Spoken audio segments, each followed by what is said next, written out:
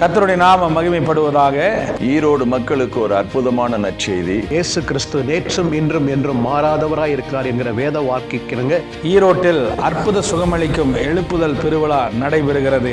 வெள்ளி, சனி, ஞாயிறு 3 நாட்களும் தினமும் 6 மணி அளவில் ஈரோடு ஆசிரியர் பயிற்சி பள்ளி மைதானத்திலே பிரஃப் ரோடு என்ற இடத்திலே நடைபெறுகிறது.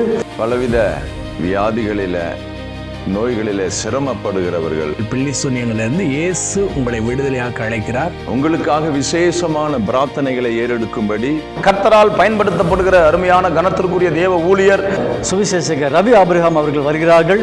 கூட்டத்தில் சபையார் அனைவரும் உங்கள் நண்பர்களுடன், உங்கள் உறவினர்களுடன் அனைவரையும் நீங்கள் அழைத்துக் கொண்டு வாருங்கள். அனுமதி இலவசம்.